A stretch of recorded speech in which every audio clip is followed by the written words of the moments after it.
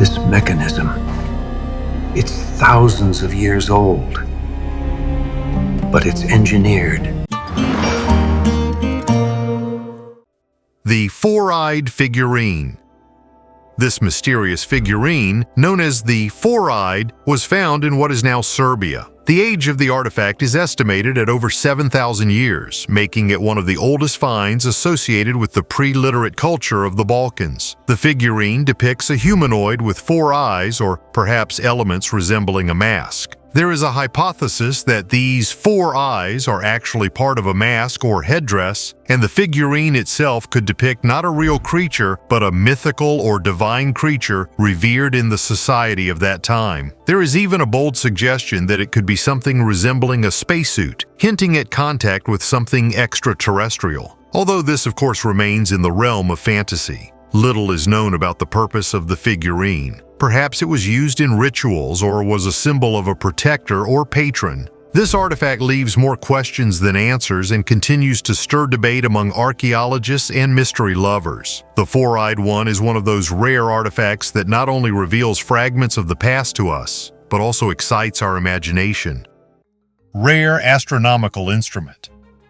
An 11th century medieval brass astrolabe was discovered by accident, but has proven to be an important piece of evidence of cross-cultural scientific interaction. Created in Spain, it later received inscriptions in different languages as the new owners adapted it to their own needs. This artifact is unique, like a palimpsest, reflecting the changing ideas and needs of its owners. This is not just a rare example of an ancient instrument. This is a powerful testimony to the scientific exchange between Arabs, Jews, and Christians over the centuries. The Verona astrolabe has undergone many changes, passing from hand to hand. At least 3 owners added translations and corrections, 2 in Hebrew and 1 in Indo-European. Astrolabes are maps of the sky with rotating parts that help determine position in time and space. They were useful for navigation, astronomy, and astrology. Sea dragon in the UK. Ichthyosaurs of the species Temnodontosaurus trigonodon lived in the ocean for 180 million years. The fossil of a 10-meter ichthyosaur was found in the UK. The marine reptile has become the largest dinosaur skeleton ever found in the country. Paleontologist Dean Lomax wrote about this on his Instagram page. The scientist also published images of the ancient giant skeleton. Sea dragon was found near the reservoir in the English county of Rutland, reports the BBC. The outlines of an ichthyosaur were noticed during the planned draining of the island. It took 3 weeks to unearth the fossil. The size of the skeleton is 10 meters. Ichthyosaurs appeared on Earth about 250 million years ago, died out about 90 million years ago. The length of marine reptiles could reach 25 meters. The remains found in Rutland waters were attributed to a separate species of Temnodontosaurus trigonodon. Real Indiana Jones find. Archaeologists have made an astonishing discovery beneath one of Jordan's biggest tourist attractions. 12 complete skeletons found in a tomb beneath the iconic structure in Petra known as the Treasury, Al-Khazna. The site was made famous by the film Indiana Jones and the Last Crusade. The Treasury, which is believed to be a mausoleum, was carved by the Nabatean people around 2,000 years ago. Petra was the capital of the Nabatean kingdom, and its majestic structures carved from pink stone still amaze the imagination. The discovery will help us learn more about the ancient Nabateans. Many other tombs in Petra contained only fragments of human remains, but this tomb contained 12 complete skeletons. This important find will allow us to study the rituals surrounding the life and death of the Nabateans, as well as their way of life, based on the analysis of their teeth and bones. The tomb has been tentatively dated to between the 1st century BC and the 1st century AD, during the height of the Nabatean kingdom, which was annexed by Rome in 106. One of the skeletons was found to contain a ceramic vessel reminiscent of the famous bowl from the Indiana Jones film, adding further intrigue to the find. Ritual table in Tava Tepe. In Azerbaijan, a team of Italian and Azerbaijani archaeologists discovered a 3,500-year-old ritual table in the ancient settlement of Tava Tepe. This place is located near the borders of Armenia, Georgia, and Azerbaijan. During the excavations, a round-shaped adobe building was found. The structure includes a kitchen area and a ritual table. Between 1500 and 750 BC, late Bronze Age and early Iron Age, nomadic peoples probably used Tawa Tepe as a resting place before traveling through the mountains. Archaeologists found a ritual table with 8 recesses and many ceramic containers, bowls, vessels made of black-fired ceramics, and long flat stones for mixing food. In the corner of the kitchen there is a thick layer of ash and clay tokens with fingerprints which could serve as food coupons. The entrance originally had wooden columns and a thatched roof covered the entire complex, which was about 15 meters in diameter. Animal bones and discarded pottery were found outside. The human figurines placed in the sacrificial pits and the fact that the structure was sealed along with all the utensils indicate its ceremonial nature. Asteroid influence and contact with the gods. The asteroid, believed to have wiped out the dinosaurs some 66 million years ago, has left a significant mark on the Yucatan Peninsula. This impact created the Chicxulub crater, which is still an important geological feature. Although this cataclysm occurred long before the emergence of the Mayan civilization, its long-term geological and environmental consequences may have influenced the formation of the region in which the culture later developed. Archaeological finds, such as cities and buildings destroyed and buried under a layer of sediment, may indirectly confirm the theory of cataclysms that occurred in Yucatan. However, there is no direct evidence that the Mayans knew about the asteroid that destroyed the dinosaurs or had any information about them. The idea that the Mayans may have had contact with dinosaurs is scientifically unfounded. Dinosaurs went extinct long before the first humans appeared, not to mention the Mayan civilization. However, in mythology and their art, one can find depictions of creatures that can be interpreted as legendary or mythical animals, but this is not evidence of their actual contact with dinosaurs. Researchers sometimes find dinosaur fossils in Mesoamerica, but these findings date back to a time before human history. Such finds may be of interest to geologists and paleontologists, but they do not support the theory of Mayan contact with dinosaurs. Knowledge of ancient cataclysms may have been integrated into their mythology and beliefs, linking natural phenomena to the actions of the gods. The Mayans believed in cyclical time and recurring catastrophes, which may have been a reflection of their understanding of the past and prediction of future events. Books were bound in human skin. Experts call it anthropodermic bibliophagy, literally a book covered with a person. Most often, the skin was taken from executed criminals or patients in anatomical theaters. 1837, Boston, USA. The robber James Allen bequeathed his skin after his death and bound his own memoirs. On the cover is written in Latin, "This book is made from Allen's skin." 1830, Devon, England. Pied Piper. George Cudmore poisoned his wife. After his execution, his skin was used to make a collection of John Milton's poetry. 1882, France. A countess who died of tuberculosis bequeathed to the astronomy fanatic Camille Flammarion to use her skin for the first copy of his book, Terre du Ciel. And now about entire collections. The Harvard Library in the U.S. holds at least 3 volumes in such a binding. One 17th century treatise contains a note about Jonas Wright, who was skinned on August 4, 1632. The John Hay Library in London confirms a medical atlas by Vesalius with a brown human cover. The motives varied: the memory of a crime, the rarity of a souvenir, scientific interest. Legally, it was in a gray area. The bodies of criminals were often given to surgical schools, and the waste was used for skin. These bindings are not put on display, but they are not destroyed either. Institutions consider them historical artifacts demonstrating how far they could go in search of a unique edition. Tutankhamun's ship. Inside the KV-62 tomb, among the golden masks and thrones, stood an object that Egyptologists immediately dubbed a yacht for eternity. Before you is an alabaster ship box, slightly longer than a palm. The hull is curved like a lunar crescent. The bow and stern are the heads of mountain goats with inlaid horns. On the deck is a tiny temple with papyrus columns and a mini sanctuary, where, according to belief, the ka of the young pharaoh rested. The material is Egyptian calcite alabaster, transparent like melted honey. Under the beam of a flashlight, the light passes through, and the entire structure seems to be illuminated from within. The parts are fastened with pins, and the thin lines of the drawing are laid with resin and pigment. so that even in the pitch darkness of the tomb, the pattern does not fade. On the sides are the cartouches of Tutankhamun, guarded by the symbols of Anubis and Horus. Why do you need such a luxurious boat? The Egyptians believed that after death, the pharaoh boards the boat of the sun and sails through the dark waters of the underworld to rise again in the east with Ra. The alabaster model is a pocket copy of this boat, a kind of ticket to the afterlife cruise. The stone is durable. The box has survived 3,000 years, sand and robbers' attempts, almost without tarnishing. In the Cairo Museum, it still looks like a toy liner, ready to set off into eternity. Bas-reliefs of Nuku Hiva.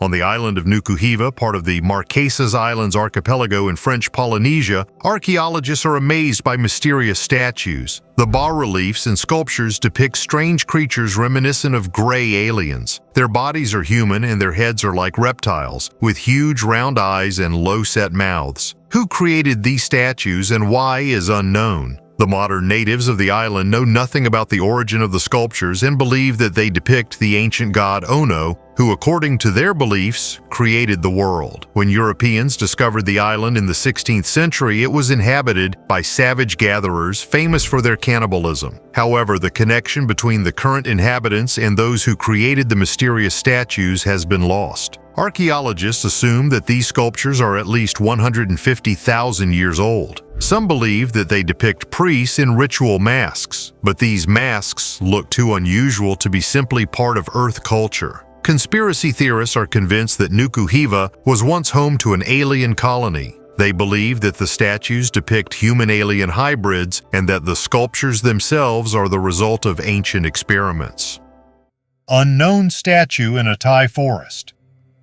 Recently, mushroom pickers in Thailand found a stone sculpture of a woman resembling Buddha's mother and reported the discovery to researchers. Despite the remoteness of the region, archaeologists have doubts about the origin of the statue. This discovery has sparked controversy among scientists who are trying to determine the age of the statue. One of the people who found the statue shared the find on social networks, expressing his surprise and admiration. He called it a blessing because the sculpture was found in a place he had known for a long time. The sculpture, carved on the sloping surface of a rock, depicts a woman in full height. She has long hair and traditional clothing, including a long skirt and a heavy scarf around her neck. A woman holds a branch above her head. Some believe that the sculpture dates from the Dvaravati period, a kingdom of Southeast Asia, 6th to the 11th centuries, and depicts Maya Devi, the mother of Siddhartha Gautama who became the Buddha. However, this theory is not generally accepted. An art historian from Silpakorn University in Thailand believes the sculpture may be more recent. He claims that the sculptor imitated ancient Indian art but created his work later. The specialist points out the sculpture's facial features, such as eyebrows and lips, which do not match those of the Dvaravati era. He also notes that the image of Maya Devi holding a fig tree branch was not common in the region during that era. The fig tree, native to Southeast Asia, has religious significance for Buddhists and Hindus. Altamira Cave. In the province of Cantabria, Spain is one of the most famous caves with prehistoric art in the world. These polychrome cave paintings, which are between 15000 and 36000 years old, belong to the Magdalenian culture of the late Paleolithic. The walls of the cave depict realistic scenes of animals such as bison, horses, and deer, made with charcoal and natural pigments. In addition to the animals, there are also human handprints, which gives this place not only artistic but also deep symbolic value. The cave was accidentally discovered in 1868 by a local resident, Modesto Cubillas, but it gained worldwide fame thanks to the research of Marcelino Sanz de Sautuola in the late 19th century. His work helped convince the world that these works of art were created by prehistoric man, because for a long time scientists believed that these drawings were modern. The Altamira cave offers a unique insight into the art and life of ancient people. The complexity and expressiveness of the drawings testify to the advanced culture and creativity of the primitive artists. Access to the original cave is currently restricted to preserve these unique works, but there is a museum nearby with an exact copy of the drawings, allowing visitors to experience the grandeur of this ancient gallery. Stone Age Bag. Around 2500 BC, a Neolithic man in what is now Germany found an ingenious way to decorate his bag. During excavations near Leipzig in 2012, archaeologists found more than 100 dog teeth neatly arranged in a grave, suggesting that they decorated the flap of the bag. Archaeologists noted that over time, the leather or fabric of the bag disappeared, leaving only the teeth pointing in one direction. These teeth likely decorated the outside of the bag. All of them are arranged in the same way, reminiscent of a modern flap. These finds were made in the Profin quarry. Other important artifacts were found in the same area, including the burial of a woman who lived around 50 BC, buried with half a kilogram of gold jewelry. However, even against the backdrop of such rich finds, the bag with dog teeth was a real discovery. This is the first time that archaeologists have found direct evidence of the existence of such an accessory. The teeth of a dozen dogs were used to decorate this bag. In other burials of the time, archaeologists also found wolf teeth, dog teeth, and shells, which were apparently used to decorate bedspreads and clothing. When the fabric decomposed, only these decorative elements remained. Indonesian Star Trek.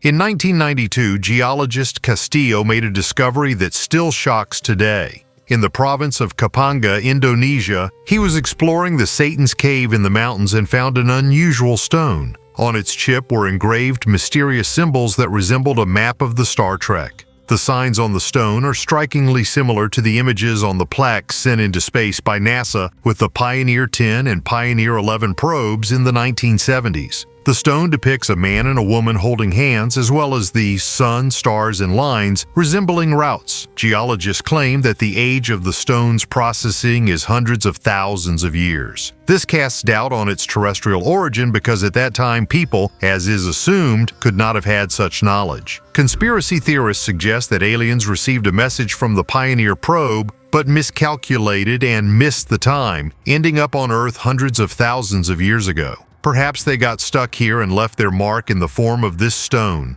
Another version says that the stone could have been created by a highly developed civilization that existed in Indonesia long before our era. The map depicts a star system with 1 star and 7 planets, an almost exact reproduction of the solar system. Modern scientists recognize 8 planets, but until recently, Neptune was considered an asteroid. Whoever the creators of the mysterious stone were, their knowledge of the stars remains a mystery, astonishing modern science. Rosetta Stone. One of the greatest archaeological finds that revealed to the world the key to deciphering ancient Egyptian hieroglyphs is the Rosetta Stone. It was discovered by officer Pierre-François Bouchard in July 1799 during Napoleon's campaign in Egypt. The stone immediately attracted attention due to its unique trilingual inscription. This granodiorite block contained a decree dating back to 196 BC during the reign of King Ptolemy V Epiphanes. The inscription was written in 3 languages: ancient Egyptian hieroglyphs at the top, Demotic script, a simplified script popular at the time, in the middle, and ancient Greek at the bottom. The uniqueness of the stone was that the Greek text was the key to deciphering the other 2. French scientist Jean-François Champollion completed the deciphering process in 1822, which was a revolutionary breakthrough in Egyptology. The Rosetta Stone provided insight into ancient Egyptian culture, religion, and history that had previously been hidden behind unreadable hieroglyphs. Although this is one of the most important discoveries in the history of archaeology, there are even more important archaeological discoveries to come. Badger discovers hoard of Roman coins. The badger led archaeologists to a hoard of over 200 Roman coins that had been hidden for centuries in a cave in Spain. The animal dug into a crack in the rock inside the La Cuesta cave in the Asturias region of northwestern Spain and dug up the coins, which were later discovered by local resident Roberto Garcia. Garcia called in archaeologists, including excavation director Alfonso Fanjul, who believes the badger was looking for food or digging its own nest. When archaeologists arrived at the site, they found a hole leading to a badger's nest and the ground around it full of coins. The badger dug up over 90 coins. The team then conducted an archaeological dig, which unearthed a total of 209 coins dating from 200 to 400 AD.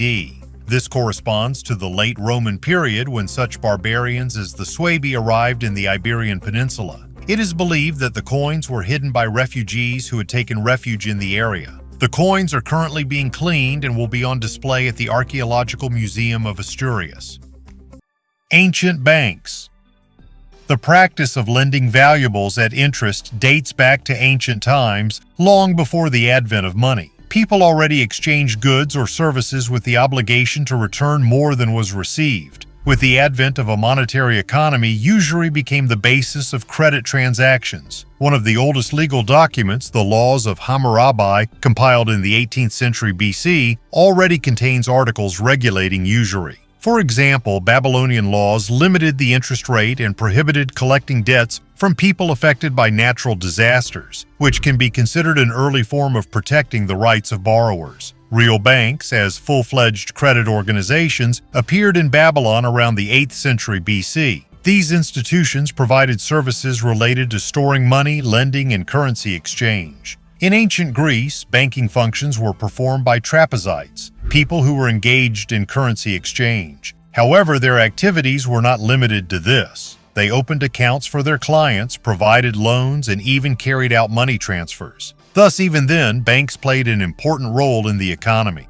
In ancient times and the Middle Ages, loans with interest were often condemned and prohibited by religions. Christianity and Islam actively fought usury, considering it an immoral and unrighteous activity. Nevertheless, the need for loans always existed, and people found ways to circumvent religious prohibitions. For example, in medieval Europe, Jews, who were not subject to Christian prohibitions, often became usurers, which made them an important part of the economic system of that time. Ancient stone circles in Saudi Arabia.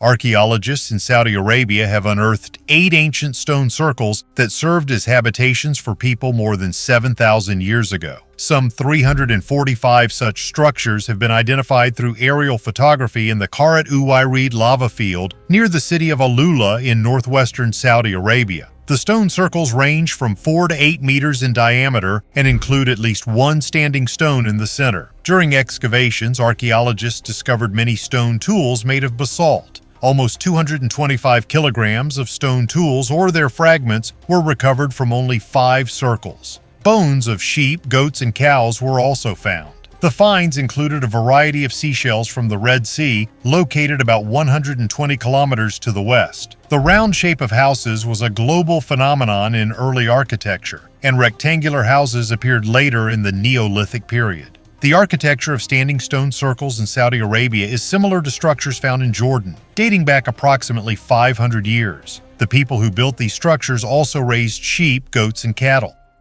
Chichen Itza and its mysteries.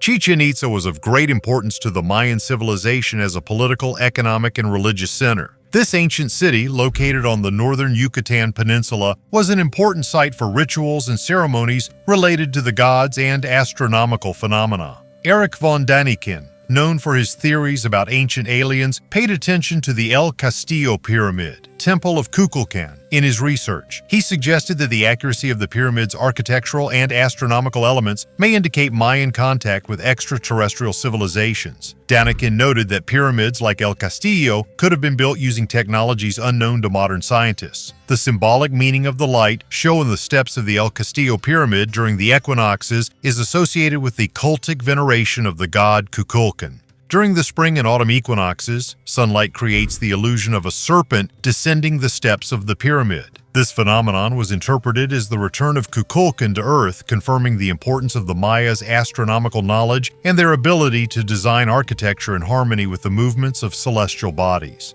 The Mayans believed in the return of the god Kukulkan, a feathered serpent who symbolized rebirth and renewal. This belief was based on ancient myths and texts such as the Popol Vuh and the Mayan codes, which describe the cyclical nature of time and the return of the gods at certain points in history. Kukulkan was an important deity associated with wind, water, and fertility, making his cult especially significant to the agrarian Mayan society. Modern archaeologists interpret these finds as evidence of the high level of development of astronomy and engineering among the Mayans. They believe that the pyramids and other structures of Chichen Itza were built taking into account complex mathematical calculations and observations of the movement of celestial bodies.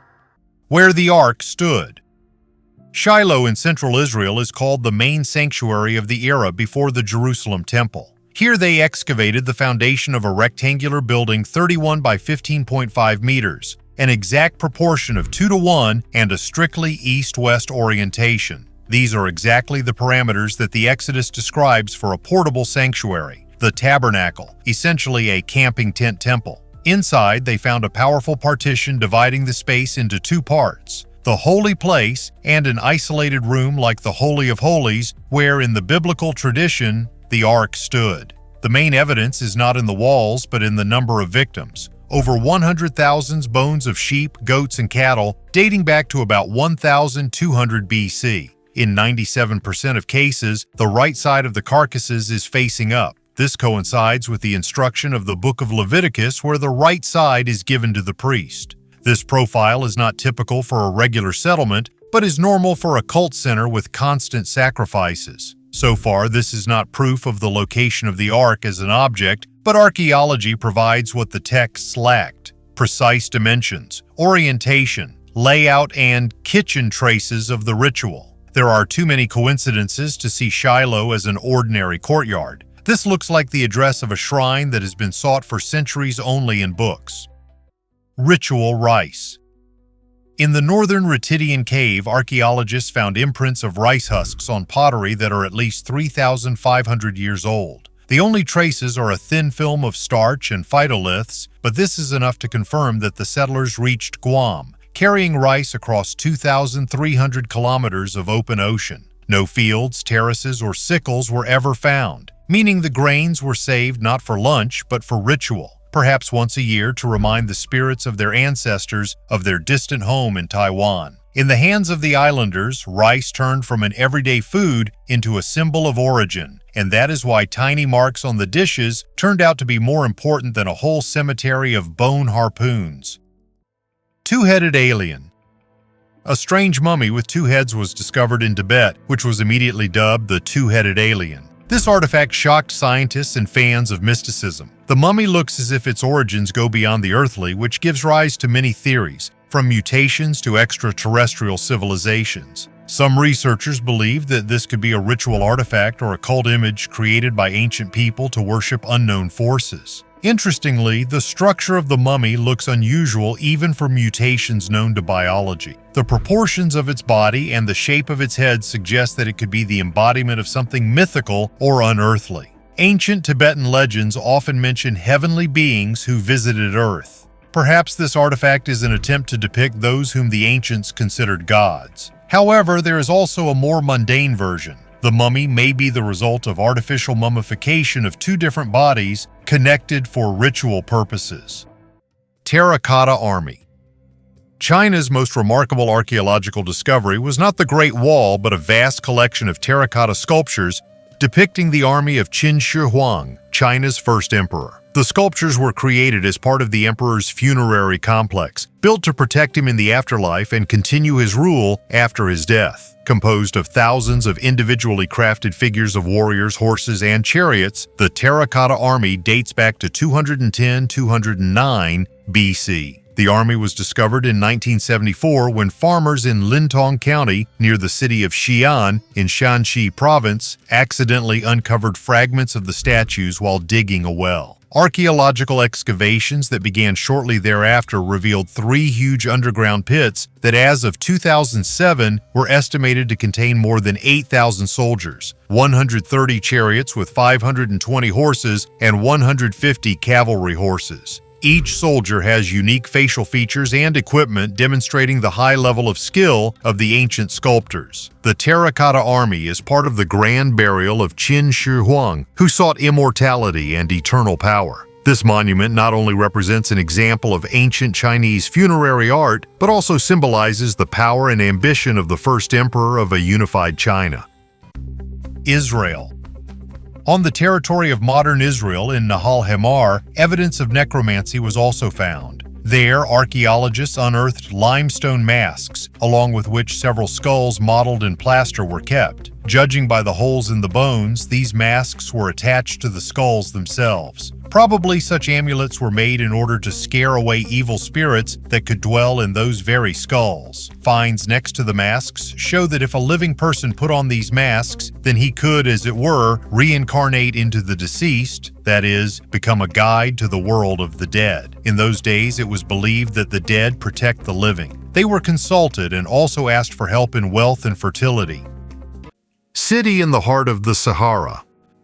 Central Sahara in Niger is a territory practically inaccessible to people. Any tourist traveling south from the Mediterranean coast faces a huge number of obstacles. Giant dunes, sweltering heat, and drying winds create a landscape almost devoid of life. But those who penetrate the depths of the Great Desert are in for a surprise. Surrounded by sandy canyons on a lonely plateau are the ruins of the huge fortified city of Jado. These ruins, which range in age from 800 to 1,000 years, are a mystery. The city appeared when this part of the desert was much more humid and fertile. Little is known about the inhabitants of these places, and who built this city remains unknown. The fortified city of Jado is a Ksar, a typical North African fortified settlement. Such settlements typically consist of residential structures built around a central food warehouse, with an emphasis on defensive functions. Ksars like Jado were built from palm trunks covered with an adobe mixture, hardened by the desert winds to the hardness of metal. What sets Jado apart from most similar Ksars is its incredible size.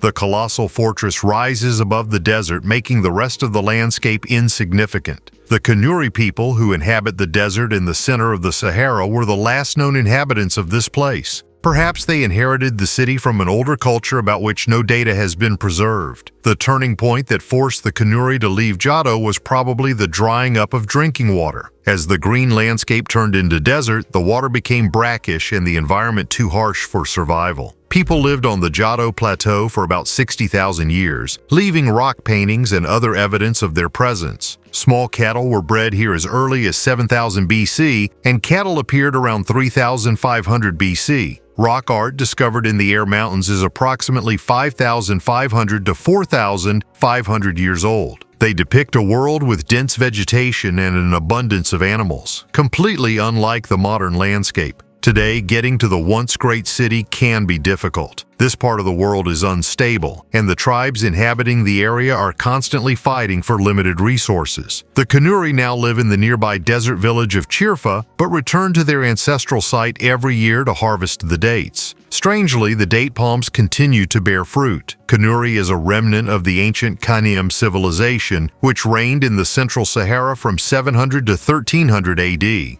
The origins of this empire are shrouded in mystery, and it is unknown whether Jado was founded during this period or even earlier. If the Kanem built Jado, then excavations can reveal a lot about this culture. But if they inherited it, perhaps someday they will be able to discover something else, hidden from human eyes and protected by the desert, to reveal all its secrets. Ritual cargo from the Philippines. Guam Island is on the western edge of the Pacific Ocean, 2,300 kilometers east of the Philippines. In the coastal Ritidian cave, archaeologists found microscopic remains of rice in red ceramics. The age, according to radiocarbon, is 3,500 to 3,100 years. This is the earliest evidence of the delivery of a cultivated plant to such a distant island. The key evidence is phytoliths, tiny silica structures that preserve the shape of leaves and husks after the decomposition of the plant. A team from the University of Guam and the Australian National University examined the shards with micro-CT scanning and petrographic analysis. The shapes of the phytoliths matched Asian rice varieties. There are no tools for cultivating fields or traces of irrigation nearby, which means that the grains were not brought for farming. Researchers are leaning towards the version of ritual baggage. Rice could have been used in rituals or as a symbol of connection with the homeland of the settlers. This is the only pre-European use of rice in the Mariana Islands. The plant would not appear on other remote atolls for 2,000 years. The find confirms that the first Pacific explorers did not drift with the currents, but planned their route and carried elements of culture with them, even if they could not be grown on the new shore. Canadian runes. Northern Ontario rarely spoils us with big archaeological news, but the hurricane of 2018 brought a sensation. when the wind tore out a century-old pine tree near the town of Wawa. A granite slab with an area of almost 2 by 1.5 meters was found under its roots. The surface was polished by a glacier, and a neat frame was cut along the edges. Inside are 255 runes of the Elder Futhark, the full text of the Our Father. Not a single mistake, the same depth of cut as if the master wrote in a familiar alphabet. On the right is engraved a boat with 16 figures inside. Just below, 14 crosses, X, of unknown meaning. Radiocarbon does not help here, but geochemists have determined that the thinnest crust of oxides at the bottom of the cut was formed for about 200 years. This means that the monument dates back to the early 19th century, the era when Swedish and Norwegian settlers developed the area. Vikings. Number. The style of the runes is late, closer to the ethnographic monuments of Scandinavia, and the Christian prayer hints at a missionary context. Why the slab ended up in the middle of nowhere and face down is the main question. One version, a forest church of a temporary lumberjack camp where the stone served as an altar. Another is a memorial to the perished crew. 16 people in the boat and 14 crosses nearby could be account of the living and the dead after the crash on the Great Lakes. Whatever is hidden behind the mystery, the inscription became the longest runic prayer found in North America. Voynich manuscript. One of the most mysterious manuscripts in history, it is an illustrated codex written in an unknown language or code that has not yet been deciphered. According to carbon analysis of the parchment, its creation dates back to the period between 1404 and 1438. Despite research, its origin, authorship, and purpose remain unsolved, which gives rise to many theories and guesses. The manuscript is named after the Polish antiquarian Wilfrid Voynich, who acquired it in 1912. It consists of more than 240 pages with cryptic texts and illustrations that depict bizarre plants, astronomical diagrams, strange people, and unknown chemical processes. The unique language of the manuscript has no analogues, and the font and structure of the text have led to the emergence of many hypotheses. Some scholars suggest that it may be a coded message created using sophisticated cryptography, while others believe that the manuscript is a description of a natural or artificial language. There are theories that the manuscript may have been a hoax, created to confuse scientists and seekers of ancient knowledge. Other versions suggest that it is a scientific or medical reference book, perhaps devoted to alchemy or botany. Some even believe that the Voynich manuscript is a work of speculative fiction or mythopoetry, which is still waiting to be deciphered. Incredible work of art. In the 1990s, while excavating a burial mound in Vestland County on the west coast of Norway, archaeologist Søren Deinhoff found an object that had only been seen 24 times in all of Scandinavia, a tiny gold pendant from the Roman period around 200 AD. It was 2 centimeters in diameter and weighed a few grams, but the level of workmanship was finer than a human hair. In Rome, such items were worn as earrings, and in the north they were turned into pendants. The burial mound was notable for its size and position, on top of a ridge richly filled without cremation. Analysis of the soil and accompanying finds, such as glass beads and metal belts, confirmed the burial of a woman of elite status. The next day, Deinhoff extracted 2 more silver brooches. These are the clasps, pins, that held the dress on the shoulders. Similar pendants are more common in northern Germany and the Danish islands. Norway has only 3. Scientists suggest that the decoration came through marriage alliances between noble families in southern Scandinavia and the western fjord region. Modern jewelers admit that it is possible to replicate the work, but it would require years of training and large amounts of gold to compensate for the waste. The Pair of Anguish. Medieval interrogation rooms knew dozens of sophisticated instruments, but the Pair of Anguish remains a symbol of pure pain. On the outside is a smooth metal fruit with an elegant handle. Inside is a screw mechanism that spreads the petals. The executioner inserted the device into the victim's mouth, rectum, or vagina and slowly turned the screw. The steel flaps opened, tearing tissue and breaking the bones of the pelvis or jaw. The instrument did not kill instantly. Its purpose was to make someone talk or humiliate. For heretics and witches, the pair was often heated over coals so that the metal burned through from the inside. The wounds almost always ended in infection. Even if the person survived, gangrene did its job. Today, these fruits can be found in the dark display cases of European museums. The master's marks and serial numbers show that production was put on stream, as if torture were the same kind of craft industry as the making of locks or kitchen utensils. Children's drawings in Pompeii.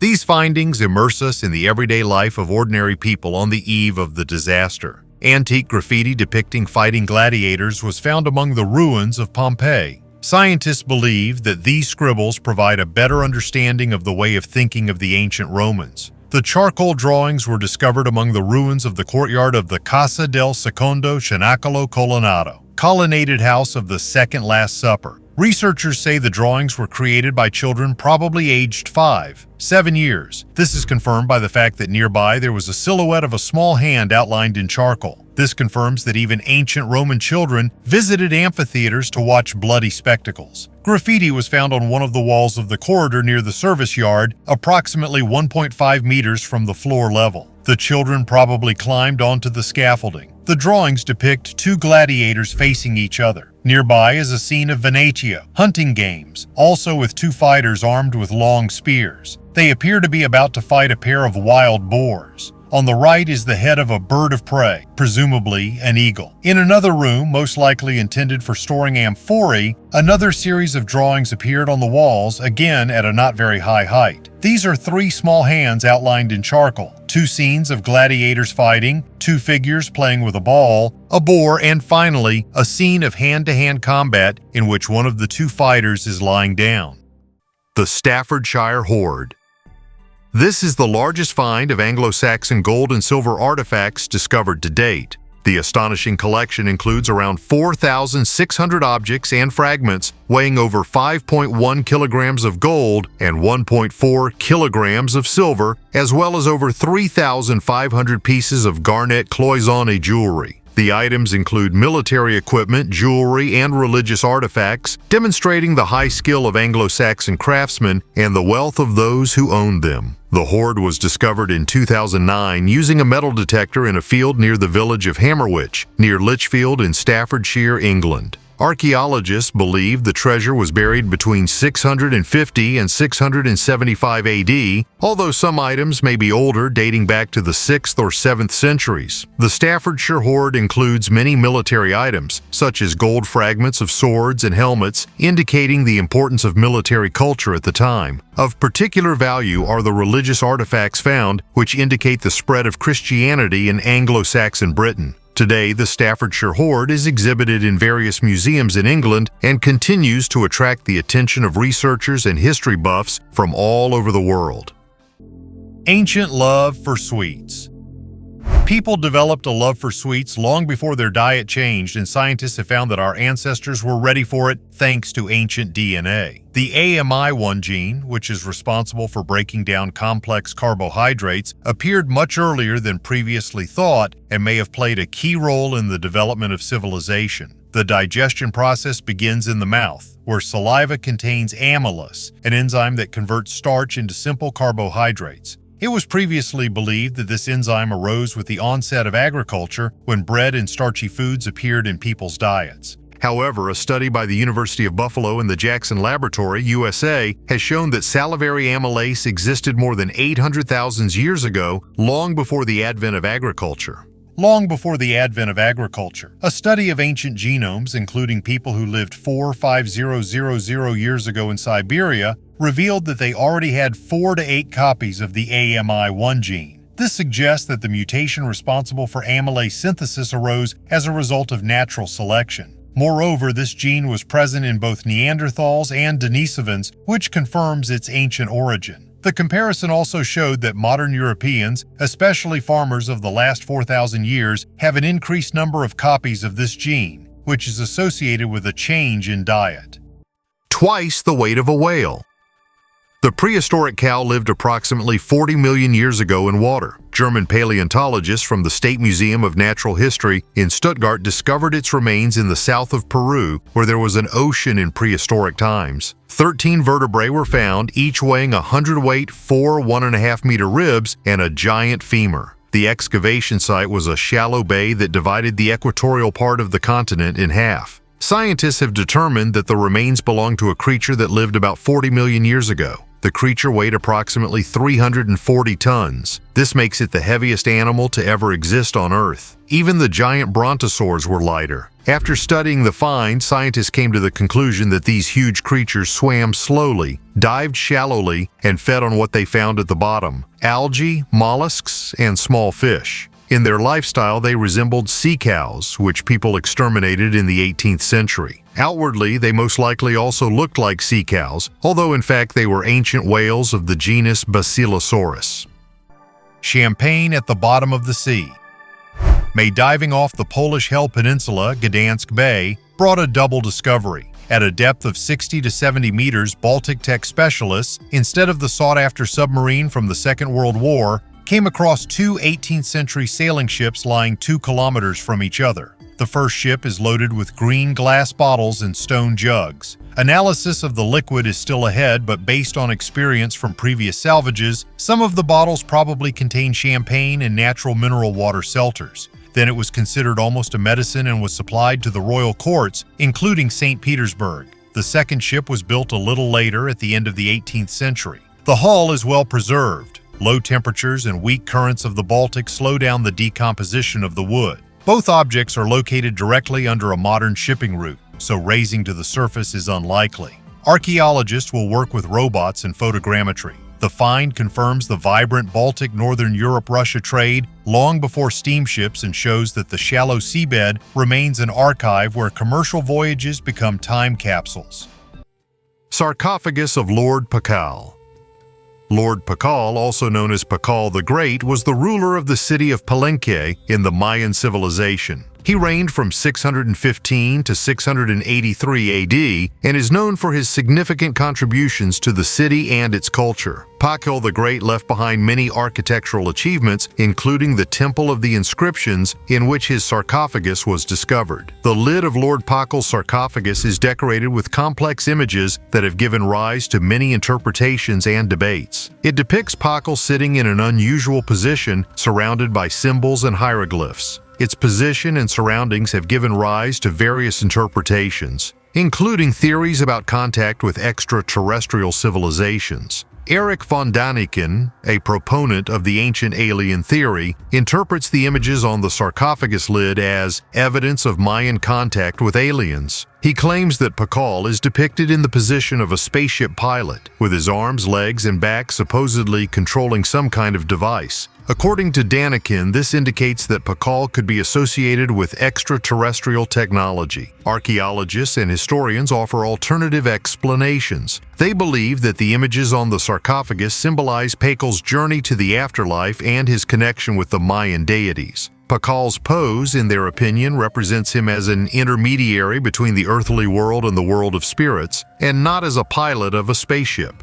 Could Lord Pacal really be an alien? This hypothesis remains highly controversial and lacks scientific evidence. Despite the interesting interpretations proposed by Daniken, most scientists tend to consider these theories fantastic and not based on real data. Other artifacts found at Palenque and other Mayan cities support traditional interpretations. For example, numerous inscriptions and images show scenes from Mayan life, their religious rituals and mythological beliefs. These finds confirm that Pacal and his sarcophagus were part of the Mayan cultural and religious context, rather than evidence of extraterrestrial contact.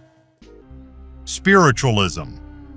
With the report that the Fox sisters in their home made contact with a ghost through knocking, spiritualism has become widespread in the United States and then throughout the world. Quite quickly, currents arise, the followers of which build their lives in accordance with the recommendations of the spirits, collect information about the afterlife and spiritual worlds. The question of with whom communication occurs, with the dead or with harmful spirits, is widely discussed. Spirits are trying to get photographed and explored. The materializations of various items from the spiritual world become public shows. Table turning is practiced both in elite salons and in merchants and even in village houses. The popularity of spiritualism subsides only by the 1930s, however. In our time, there are circles and societies that actively practice various types of it. We can observe echoes of the popularity of spiritualistic seances in various traditional divination, as well as in household and even children's magic. Divination in a circle using a saucer, a ring or needle suspended on a thread, summoning a spirit using a saucer, etc.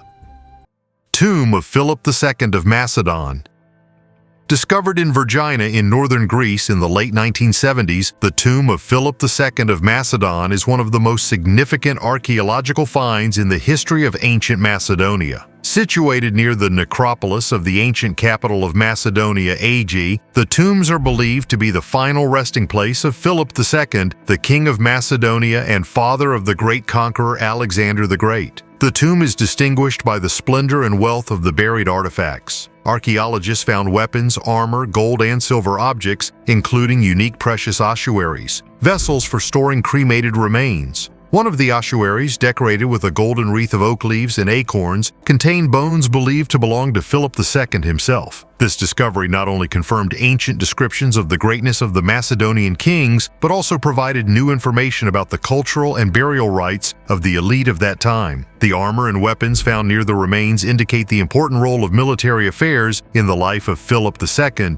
who not only strengthened Macedonia but also prepared the ground for the future conquests of his son, Alexander the Great. Ancient Christian Church.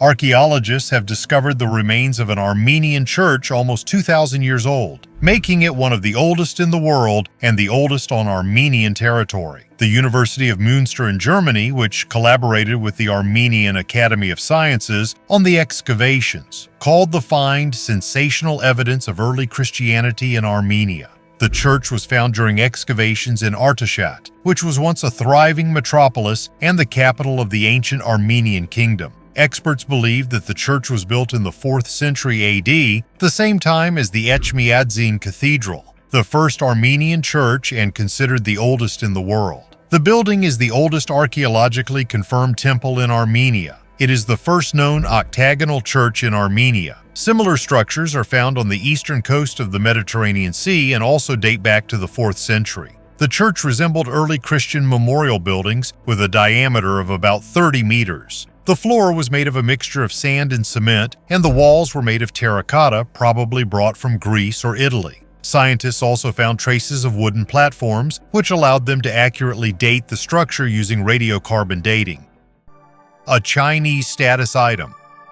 This desk screen dates back to the late imperial period and was used in the study of scholars, officials, or members of the nobility. It is made of dark green jade, mounted on a carved wooden stand decorated with lacquer and inlay. The jade surface is covered with hand-applied hieroglyphs. Such screens were not intended for privacy, but as objects of contemplation. They were placed on or near a writing desk. The texts on the stone could be philosophical maxims, poetry, or reminders of duty and self-discipline. In Chinese culture, jade symbolized purity, fortitude, and moral strength, qualities essential to an educated person. The creation of such an object required the participation of several craftsmen: a stone carver, a calligrapher, a lacquersmith, and a carpenter. It was a status item. Encounters with them always ended in disaster.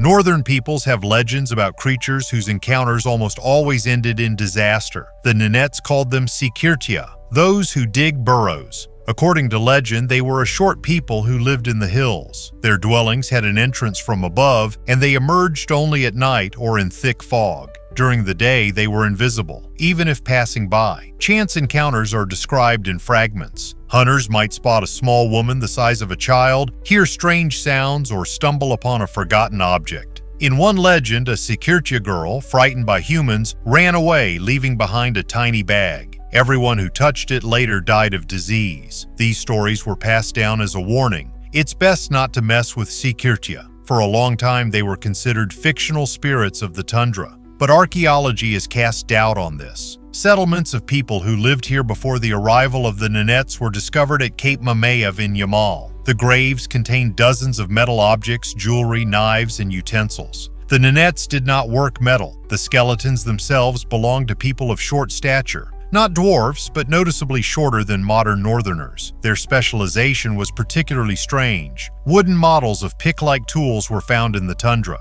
Farming was impossible here, meaning picks were used to extract mammoth ivory. The tusks themselves could have been a source of wealth. In Europe, mammoth powder was considered a medicine, and the tusks themselves were highly prized. It is no coincidence that legends depict the Sikirtia with bull horns, the Ninet's name for the tusks emerging from the ground. Over time, references to the Sikirtia disappear. Scientists attribute this to the Little Ice Age and migrations. Perhaps the tribe migrated to Altamira, or perhaps they were assimilated. There's a theory that the Sikirtia and the white-eyed Chud are the same people. Then the legend turns out not to be a fairy tale, but a distorted memory of people who lived differently, looked differently, and disappeared, leaving behind only fear and traces in the permafrost. This is precisely why I love archaeology. It constantly shatters our certainties about the past and confirms that history was not as we know it today. Thank you for watching this video to the end. Bye, everyone.